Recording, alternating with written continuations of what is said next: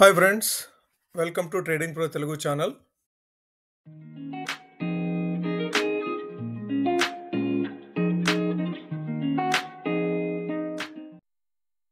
ఈరోజు మార్కెట్లో జరిగిన విధ్వంసానికి చూస్తూ ఊరుకుండిపోవడం తప్ప చేయగలిగింది ఏమీ తెలియదు ఈరోజు.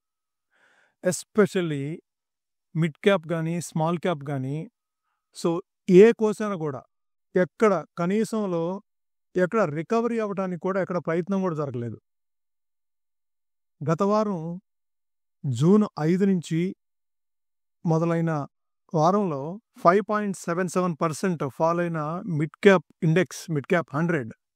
సో ఈ వారం ఈ ఒక్కరోజే 4 మండే ఈరోజు సెషన్లోనే 4% సో ఫాల్ అయింది. అట్లానే స్మాల్ క్యాప్ కనుక చూస్తే సో గత వారం 7% ఫాల్ అయిపోయిన small cap index, small cap 100 ఈ ఒక్కరోజే 4%.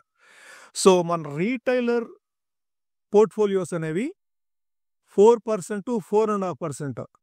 సో నా పోర్ట్ఫోలియో అయితే 3.9% ఫాల్ అయింది. సో చాలా పోర్ట్ఫోలియోస్, మీలో చాలా పోర్ట్ఫోలియోస్ సో నాకు తెలిసి మోర్ దాన్ 4% ఫాల్ అనేది గమనించుంటారు. సో ఇదంతా ఎందుకు జరుగుతుంది? మిడ్ క్యాప్లో కానీ స్మాల్ క్యాప్లో కానీ నిఫ్టీలో కానీ సో ఒక రకంగా చూస్తే నిఫ్టీ 1.4% ఫాల్ అయింది. అట్లానే బ్యాంక్ నిఫ్టీ కూడా సుమారుగా అప్రాక్సిమేట్గా 1.5% మాత్రమే ఫాల్ అయింది. కానీ స్మాల్ క్యాప్ కానీ మిడ్ క్యాప్ కానీ సో ఈరోజు ఎక్కడ కూడా ఫాల్ అనేది అరెస్ట్ అవ్వలేదు. కంటిన్యూస్గా మార్నింగ్ టు ఈవినింగ్ సో ఏమాత్రము రికవరీ అనేది లేకుండా కంటిన్యూస్గా ఫాలో అవుతూనే వచ్చినాయి.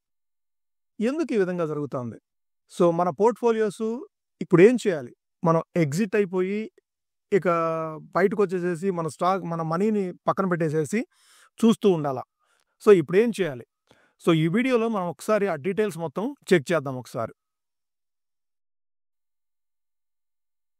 సో మనకి ఈరోజు ఎందుకు ఈ విధమైన సెల్ ఆఫ్ ఉంది? సో ఓవరాల్గా గ్లోబల్ మార్కెట్స్లో ఉందా?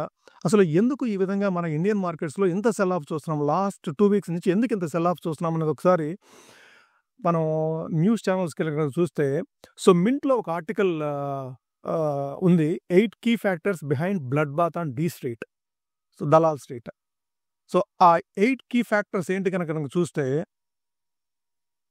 ఆయిల్ వచ్చేసేసి $81 వెళ్ళిపోయింది. సో ఆల్మోస్ట్ ఇంతకుముందు $75-76 ఉండే ఆయిల్, క్రూడ్ ఆయిల్ వచ్చేసేసి ఇప్పుడు $81 వచ్చేసింది.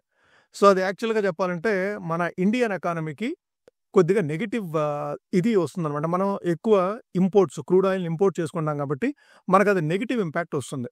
సో మన ఎక్కువ అవుట్ఫ్లోస్ అంటే మన డాలర్ రెవెన్యూ అనేది ఎక్కువ బయటకు పే చేయాల్సి వస్తుంది. అట్లానే ట్రేడ్ డెఫిసిట్ అనేది మనకి ఎఫెక్ట్ అవుతుంది. సో డాలర్ ప్రైస్ ఇంక్రీజ్ అవడం అనేది మనకు కొద్దిగా నెగిటివ్. సో ఇంకొక మేజర్ ఇదేంటంటే రూపీ. సో మన యుఎస్ డాలర్తో కంపేర్ చేస్తే ఇండియన్ రూపీ వచ్చేసేసి 86.61. సో లైఫ్ టైం లో ఇది. సో ఆల్మోస్ట్ 14-month పీక్ వెళ్ళిపోయింది ఇప్పుడు. సో ఇంతకుముందు 86.58 ఉండేది, ఇప్పుడు 86.61. సో ఇది కూడా కూల్ ఆఫ్ అవ్వట్లేదు, ఇది కూడా కంటిన్యూస్గా పెరుగుతూనే ఉంది. అట్లానే మనం చూస్తే ఈ మధ్యకాలంలో మనం అందరం భయపడుతుంది ఏంటంటే ట్రంప్ January 20 అధికారం చేపట్టిన తర్వాత ఏ విధమైన డెసిషన్స్ తీసుకుంటాడు. సో ఆ స్పెక్యులేషన్స్ అనేవి అంటే యుఎస్ ఎకానమీ అనేది స్ట్రెంగ్తన్ చేయాలని చెప్పేసి దీంతో అతను వేరే కంట్రీస్ మీద ట్యాక్సెస్ని ఎక్కువ విధించడానికి ప్రయత్నం చేస్తున్నాడు. సో ఆ విధమైనటువంటి అన్సర్టనిటీస్, సో ట్రంప్ పాలసీస్ ఏ విధంగా ఉండబోతున్నాయి అనే అన్సర్టనిటీస్ కూడా ఒక మేజర్ కన్సర్న్ కింద ఈరోజు వరల్డ్ మార్కెట్లో కనిపిస్తూ ఉంది. సో అట్లానే మ్యాసివ్ సెల్లింగ్ ఆఫ్ ఎఫ్ఐఐ మనం ఈ నెలలోనూ చూస్తే, అంటే మనం గత వీడియోస్లో చూసినట్లుగా ఆల్మోస్ట్ 17,000 కోట్లు. సో లాస్ట్ ఫ్రైడే కల్లా 17,000 కోట్లు ఎఫ్ఐఐ సెల్ చేశారు. సో ఈరోజు ఇంకా ఇంటెన్సిఫై ఉండొచ్చు. సో ఈరోజు మిడ్ క్యాప్లో విపరీతమైన cell of, mid cap small cap కానీ విపరీతమైన సెల్ ఆఫ్ వచ్చింది. ఈరోజు ఇంకా మేబీ 6,000 to 7,000 crores చూద్దాము. ఈరోజు ఎండ్ ఆఫ్ ద డే మనకి డేటా వస్తుంది కదా, ఆ డేటాను బట్టి చూస్తే వాళ్ళు ఇంకా ఎంత సెల్ చేశారనేది మనకు తెలుస్తుంది. దాంతోపాటుగా మనకి బడ్జెట్ ఫిబ్రవరి 1 బడ్జెట్ ఏదైతే ఉందో యూనియన్ బడ్జెట్, ఆ బడ్జెట్‌లో గూడాను పాజిటివ్ ఇదనేది అంటే పాపులిస్టిక్ బడ్జెట్ ఉంటుందేమో ఈసారి. మన సెంట్రల్ గవర్నమెంట్‌కి ప్రాపర్ అంటే ఎనఫ్ సీట్స్ రాని మూలంగా సో, రాబోయే ఎలక్షన్స్ కోసం కావచ్చు, లేదంటే వాళ్ళు నెక్స్ట్ టర్మ్ బేస్ చేసుకొని ఈ ఈ రాబోయే 4 సంవత్సరాల పాటు పాపులిస్టిక్ బడ్జెట్స్‌ని ఏదన్నా ఇస్తారేమో. సో, ఈ కన్సర్న్స్ కూడాను. అది కూడాను మార్కెట్‌కి కొద్దిగా కన్సర్న్‌గా ఉపయోగపడుతుంది. ఇచ్చేస్తుంది. అట్లానే మనకు గనక ఈ బాండ్ యీల్డ్స్ పెరుగుతా ఉన్నాయి. అట్లానే ఈ ఇన్‌ఫ్లేషన్ అనేది పెరుగుతుందేమో. ఇన్‌ఫ్లేషన్ గనక ఇంచప్ అయితే, సో, ఫెడ్ అనేది రేట్ కట్స్ ఇస్తుందా లేదా? సో, ఈ భయాలు కూడాను మార్కెట్‌లో స్లోగా ఇంచప్ అవుతూ వస్తున్నాయి.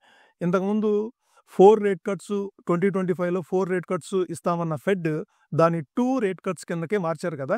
సో, ఆ 2 రేట్ కట్స్ కూడాను కంప్లీట్‌గా ఇస్తారా లేదా? ఒకవేళ 2 రేట్ కట్స్ ఇచ్చినా కూడా అది 50 బేసిస్ పాయింట్స్ ఇస్తారా? లేదంటే 30, 40 బేసిస్ పాయింట్‌తో రెస్ట్రిక్ట్ చేస్తారా? సో, ఈ కన్సర్న్స్ అన్నీ కూడా వస్తా ఉన్నాయి. సో, దీంతో పాటుగా లాస్ట్ వీక్ జాబ్ డేటా కూడా వచ్చేసింది. ఫ్రైడే వచ్చేసేసి job data US non farm payroll data వచ్చేసేసింది. అది 1,60,000 జాబ్స్ యాడ్ అవుతాయని గనక ఎక్స్‌పెక్ట్ చేస్తే అది 2,56,000 యాడ్ అయినాయి. సో, 1,60,000 నుంచి 2,60,000 అంటే ఆల్మోస్ట్ 1,00,000 జాబ్స్ అడిషనల్‌గా నాన్ ఫార్మ్ పేరోల్స్‌లో 1,00,000 జాబ్స్ అడిషనల్‌గా యాడ్ అయినాయి యూఎస్ ఎకానమీలో. సో, యూఎస్ ఎకానమీలో జాబ్స్ ఎక్కువగా యాడ్ అయినాయంటే, అంటే ఎకానమీ స్ట్రాంగ్‌గా ఉంది. ఎకానమీ స్ట్రాంగ్‌గా ఉన్నప్పుడు ఫెడ్ సపోర్ట్ చేయాల్సిన రేట్ కట్ చేసి సపోర్ట్ చేయాల్సిన అవసరం ఏముంది? ఆల్రెడీ ఎకానమీ స్ట్రాంగ్‌గా ఉంది. ఇంకా సపోర్ట్ చేయాల్సిన అవసరం ఏముంది? సో, ఈ భయాలు కూడా, సో, దాన్ని బేస్ చేసుకొని రేట్ కట్ కూడా తక్కువ ఉండొచ్చనే భయాలు కూడా ఇదవుతా ఉన్నాయి మార్కెట్‌లో. అట్లానే Q3 ఎర్నింగ్స్ మనకి Q1, Q2 ఎర్నింగ్స్ వచ్చేప్పటికి డిసప్పాయింట్ చేసినాయనే చెప్పుకోవాలి. ఓవరాల్‌గా Q1 గాని, Q2 గాని డిసప్పాయింట్ చేసినాయనే చెప్పుకోవాలి. అట్లానే డిసెంబర్ క్వార్టర్ కూడాను Q3 ఎర్నింగ్స్ కూడాను డిసప్పాయింట్ చేస్తాయేమో, మ్యూటెడ్ ఎర్నింగ్స్ ఏదైనా పోస్ట్ చేస్తారేమో అని ఈ భయాలు కూడాను. ఇంతవటికి ఒక టీసీఎస్ మాత్రమే పోస్ట్ చేశారు కదా రిజల్ట్స్. టీసీఎస్ కూడాను అంత ఎక్స్ట్రార్డినరీగా ఇవ్వలేదు. అట్లాగని డిసప్పాయింట్ చేయలేదు. సో, యాజ్ ఎక్స్‌పెక్టెడ్ రిజల్ట్స్ వచ్చినాయి. సో, ఇది కూడా సబ్డ్యూడ్ రిజల్ట్స్ ఏమైనా వస్తాయేమో Q3కి అనే భయాలు కూడా మార్కెట్‌లో ఉన్నాయి. మనకు కనుక చూస్తే జీడీపీ గ్రోత్ 6.4%కి ఇంతకుముందున్న 8.2% నుంచి ఇప్పుడు 6.4%కి జీడీపీని కట్ చేశారు. అంటే గ్రోత్ కూడాను స్లో డౌన్ అవుతుంది. సో, ఈటన్నిటిని దృష్టిలో పెట్టుకొని మార్కెట్‌లో సో, ఈ భయాలు ఏదైతే కంటిన్యూయస్‌గా భయాలున్నాయో, ఈ భయాలు ఇంచప్ అవుతూ ఉన్నాయి. సో, ఈటన్నిటిని ఓవరాల్‌గా ఏం జరుగుతుందంటే మనకి, సో, ఈటన్నిటి ప్రభావం స్మాల్ కాప్ మీదను, మిడ్ కాప్ మీద పడతాంది.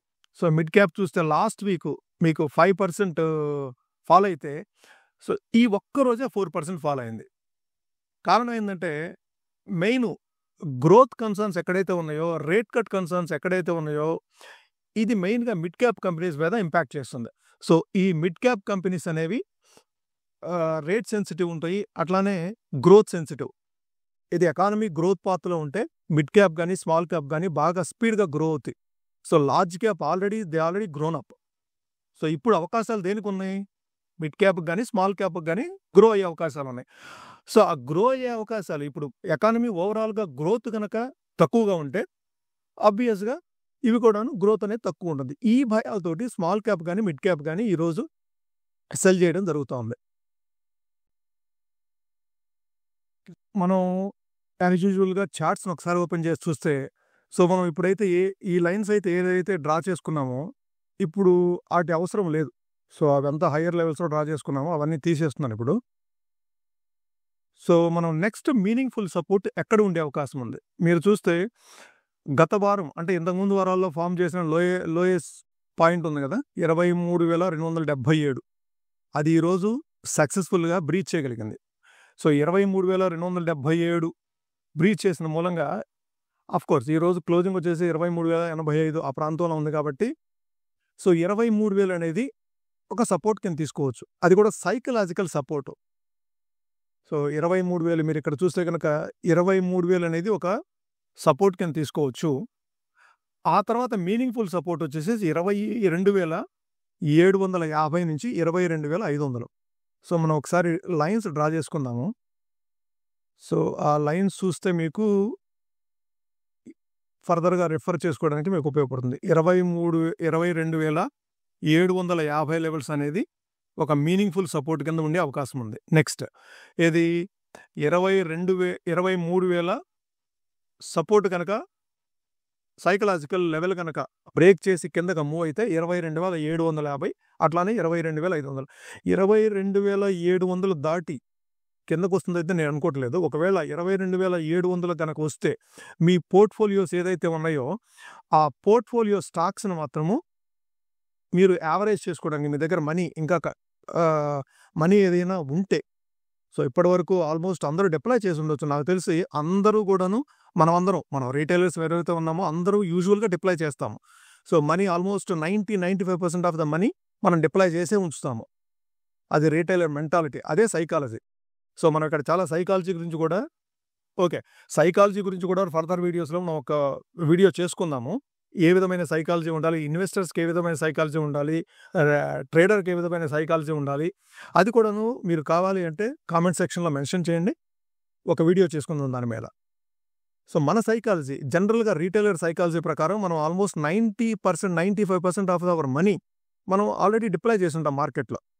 సో ఇప్పుడు ఏదన్నా మీ దగ్గర 5%, 10% ఏ చిన్నపాటి మనీ ఉన్నా సరే 23,000 ఆ కింద లెవెల్స్‌కి వచ్చినప్పుడు మీరు డిప్లాయ్ చేయడానికి ప్రయత్నం చేయొచ్చు.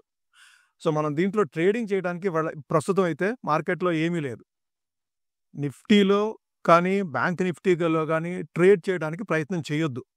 ట్రేడ్ చేసాము అంటే మనం చేతులు కాల్చుకోవడం తప్ప ట్రేడ్‌లో పెద్ద ప్రాఫిట్ తీసుకునే అవకాశాలు చాలా తక్కువగా ఉన్నాయి. సో ఇంత వాలటైల్ మార్కెట్‌లో. ఓకే. సో ఇప్పుడు బ్యాంక్ నిఫ్టీ ఒకసారి చూద్దాం. బ్యాంక్ నిఫ్టీ విషయానికొస్తే ఈరోజు గ్యాప్ డౌన్ ఓపెన్ అయిన తర్వాత 48,600, 48,650 లెవెల్స్ వరకు ఒకసారి ప్రయత్నం చేసి అక్కడి నుంచి మరలా కంటిన్యూస్‌గా స్లైడ్ అవుతూ వచ్చేసేసింది. 48,000 అనేది ఇప్పుడు 48,000 అబోవ్ క్లోజ్ అయింది. అంటే సైకలాజికల్ లెవెల్స్ కంటే అబోవ్ క్లోజ్ అయింది. బట్ 48,000 అనేది సైకలాజికల్ సపోర్ట్ మాత్రమే. సో ఇప్పుడు మార్కెట్ మూవ్‌మెంట్‌ని బట్టి చూస్తే ఆ 48,000 అనేది ఎంతవరకు సపోర్ట్ తీసుకుందనేది డౌట్‌ఫుల్లే. ఒకవేళ సపోర్ట్ తీసుకొని కనుక ఒకసారి రీట్రేస్ అవ్వడానికి అంటే అప్ సైడ్ ప్రయత్నం చేయడానికి ప్రయత్నిస్తే మనం 48,750 లేదా 48,700 ఆ లెవెల్‌లో ఒకసారి రెసిస్టెన్స్ ఫేస్ చేసే అవకాశం ఉంది. సో 48,700కి వెళ్ళినప్పుడు మీరు సెల్ ఆన్ రైజ్‌గానే చూడాలి. ఒకవేళ 48,700 క్రాస్ చేసి పైకి కనుక ట్రావెల్ చేయడానికి ప్రయత్నిస్తే మరలా ఒకసారి 49,700 లెవెల్స్ వరకు ఒకసారి టెస్ట్ చేసే అవకాశం ఉంది. ఎందుకంటే రీసెంట్‌గా 49,700 అనేది మనం ఒక సపోర్ట్ కింద చూసాం.